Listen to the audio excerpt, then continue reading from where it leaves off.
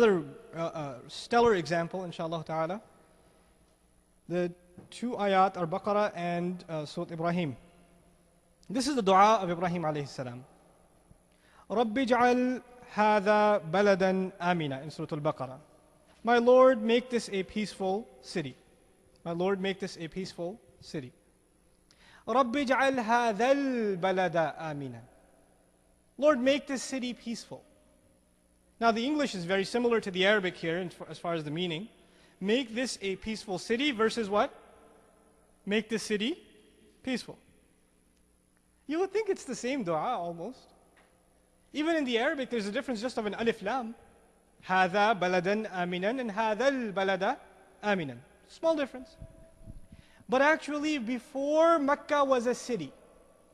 Because the city is what? Mecca, right? Everybody knows that? Before Mecca was a city, he made a dua to turn it into a city and to turn it into a peaceful city. So the first dua, رَبِّ اجْعَلْ هَذَا بَلَدًا آمِنًا, is when he had not even seen the city turn into a city yet. And the dua was to turn it into a city that happens to be peaceful. When he came back alayhi salam to the city, and it was already a city, he modified his dua and said what? Make this city, which already exists, make it peaceful, safe. Subhanallah. It's very precise wording. Now on top of this, I want to share with you what are the further components of this dua. رَبِّ اجْعَلْ هَذَا بَلَدًا آمِنًا. Make this a peaceful city. What are the requirements of peace in a city? Is peace the only thing you look for in a city? No. If there are no jobs, you can't stay there. If you can't make any money and there's lots of police protection, the society is going to fall apart anyway because people can't survive. So in the first dua, he made a complete dua for an establishment of a healthy, sustainable city. He said, رَبِّ اجْعَلْ هَذَا بَلَدًا آمِنًا وَارْزُقْ أَهْلَهُ مِنَ الثَّمَرَاتِ. Provide its citizens from all kinds of fruit. Make sure that they're taken care of, they have provisions. So he made dua for the peace of a city and the prosperity of that city. You know the English expression, peace and prosperity?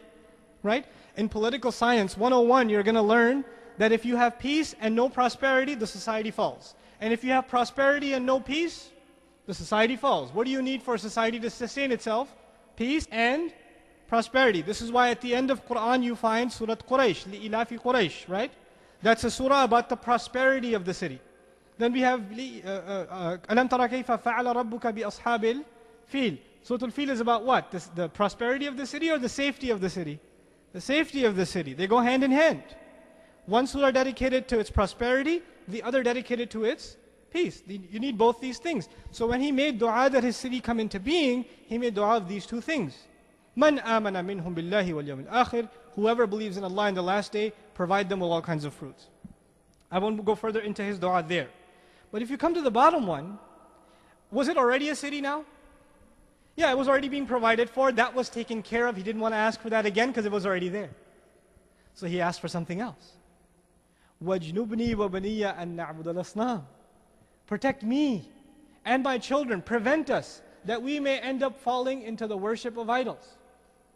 Prevent us from falling into the worship of idols. Because now when a city is peaceful and it's safe, necessarily what might happen is corruption. When life is good, you tend to party. And the worst kind of partying that shaitan will get you into is what? Shirk. Shirk. He sees this, the farsightedness of Ibrahim alayhi salam. So when he came back to the city, his dua was, don't let this be a place of idol worship. Prevent me and my children from worshipping idols. Subhanallah. Alayhi salam, the genius of that man. The next case. The Arabic word imra'a. Imra'a. In isolation, it means woman. But as a mudaf, and those of you that know Arabic know what a mudaf is, those of you that don't, shame on you. No, I'm kidding. Learn Arabic, inshallah, it's easy. Yes, before, very good. Somebody was paying attention in my class. So, the mudaf, when it occurs as mudaf, it means wife. Wife. Imra'a. Another word for wife that's used in the Quran is actually more appropriate for spouse, zawj. Zawj. Both words are used. Now we find Imra'ata Nuhin, the wife of Nuh. Imra'ata Lutin, the wife of who? Lut. وَامْرَأَتُهُ حَمَّالَةَ الْحَطَبِ. What do you think? Whose wife is that? Abu Lahab. You guys know that, right? تَبَّتْ يَدَا أَبِي لَهَبٍ وَتَبْ. In that surah we find وَامْرَأَتُهُ, his wife. His wife. So far we have the wife of Nuh. Good woman or bad woman? She's not good, no. She's a pretty bad lady. Wife of Lut? Bad. Wife of Abu Lahab? Terrible, yeah, pretty bad. Then Imra'atuhu, for Imra'at Zakaria. Allah Azza wa Jal sends an angel to Zakaria, says, you're going to have a son, and he says, أَنَّا يَكُونُ لِي وَلَدْ وَكَانَتْ إِمْرَأَتِي أَنَّا يَكُونُ لِي غُلَامٌ وَكَانَتْ إِمْرَأَتِي عَاقِرًا. Imra'ati. His wife, good or bad? Great. Imra'a is used for women that aren't very good, and also used for women that are good. So we can't say that Imra'a is used only for bad women. By the way, Imra'at al-Aziz, the wife of the minister. The minister in Surah Yusuf. Good lady, bad lady? Bad person. The wife of Fir'aun, Imra'at Fir'aun. One of the best. So we can't decisively say that when Imra'a is used, it's only used for bad people.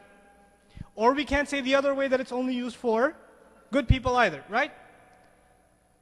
But then what I want to share with you is, the word zawj or zawaj, it comes from zawaj, pairing.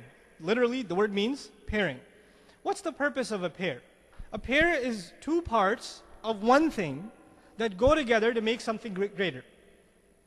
The night and the day are paired, and together they make the whole day, right? The sun and the moon are paired, right? They're pairs. Now, similarly, man and women are also a pair. What is the purpose of the pairing of a man and a woman? What's the purpose? There are two functions mainly. The first function is the increase of good in a society. When people get married, two people get married, two less people prone to fitna at the next convention. Right? So, I'm kidding. Not you. Okay? So two less people prone to fitna.